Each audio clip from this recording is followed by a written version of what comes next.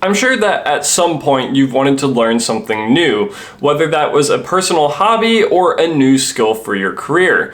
But of course, one of the biggest things that we have limiting pretty much all of us is our time. Whether it's because your attention is split between classes or you have to go to a 8-hour plus job and then make sure that you still meet your commitments at home, it can be really hard to make the time to learn new things amidst a busy schedule. If you're new to the channel, welcome. My name is Tyler Warlow and I make videos on things I wish I knew when I was younger. All these videos center around how to improve your life through your confidence, capabilities, and overall happiness. In today's video, I figured I would talk about some of the tips that I personally have used when I am trying to learn new things amidst a very busy schedule. I'm not the only one who's made use of these tips before. My wife made very good use of them when studying for a microbiology certification for her job, so I hope that you personally find these helpful. If this sounds interesting to you, let's go ahead and jump into the video. The first tip that I'm going to give most people is that you should go ahead and set yourself a timeline. You want to go about doing this because it helps to establish a priority or a sense of urgency to whatever it is you are trying to learn. If you have no real timeline in place, most people will fall off of a learning or studying habit because there's no real reason for them to continue to be consistent with it.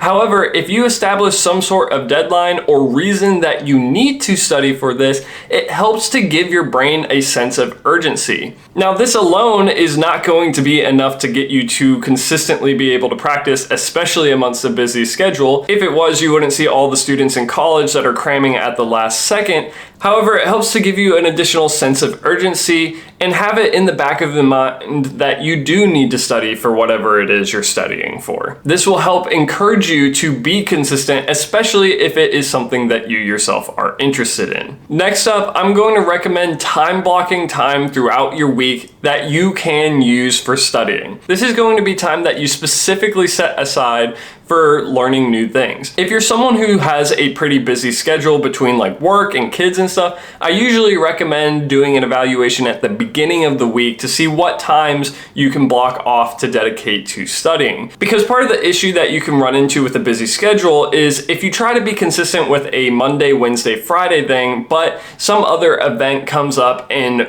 conflicts with those times that you've set up, then you aren't going to be as consistent with it. In my opinion, and what has worked best for me is giving myself some flexibility through the week of, okay, here's what my week as a whole looks like. What are some moments that I can set aside to dedicate to studying? For the most part, I'm only gonna make those studying/work sessions about an hour and a half if I can, because as I've discussed in previous videos, that is the most effective amount of time that you can have for learning something. This is because the human brain can only maintain focus for so long, and studies have found that 90 minutes is about the longest cycle that someone can maintain really good focus for. But it's also important to be aware that when you first start that studying session, you're likely going to have some agitation and frustration and not be as focused at first. But you gotta make sure that you stick with it for about 10-15 minutes is usually what I find works best, and then you'll start getting into the flow of work and studying. You're gonna wanna have a few of these sessions spread throughout the week if you can afford to do that, because studies have shown consistently that repeated spaced repetition is going to be the most effective for learning new things. Now, something is better than nothing, so if you have to chunk things instead of spreading them throughout the week, I still recommend doing that. But if you can't afford to, try and spread it throughout the week. Next up, you're gonna wanna have your environment set up so it is as seamless and easy to start studying as possible. This is going to look different for different people, but generally what works best for me is making sure that I have my workspace clean and that I have whatever subject that I'm trying to study already set out. That way, I don't really have any excuses that's preventing me from starting to study. I personally have a tendency to get stressed out a little bit when my workspace is cluttered, and as a result, I tend to not study when those things happen because instead I end up cleaning, which really isn't the priority. So by maintaining a clean environment for me, it helps me to more easily access my studying, and by having the material that I'm going to work on already set out, I really don't have any excuse or reason that I should avoid it. It's set out staring me in the face, so I can't pretend like I forgot about it, and that way it forces me to acknowledge that I should start studying. And this is usually more effective for me to help me maintain my studying in a busy work schedule rather than doing something easy like scrolling through TikTok. Which, speaking of doing things easy, is going to bring me to the next tip. Whether you are practicing a skill or trying to learn something new, you need to make sure that you are actually challenging yourself to some degree. What we as humans have a tendency to do is to do things that are easy or comfortable to us, because that's what helps to release dopamine and those other chemicals, because it's what makes us comfortable. But as I'm sure many of you have noticed, that if you do these things repeatedly that are fairly easy to you, you're not really going to improve at whatever it is you're working on. An example that I'll give is back in high school when I was practicing and learning the violin. I was by no means the best musical student in the world, and when I first started trying to take practicing seriously, I actually had a really difficult time with it and felt like I was making no progress. And when I actually ended up having a discussion with my music teacher, because I was logging the hours but not feeling like I was getting any better, what he pointed out to me was that I was wasting a lot of time replaying measures that I had already pretty much gotten down. So I was replaying those measures as practice, but it wasn't really helping me to get better at the music that I was playing.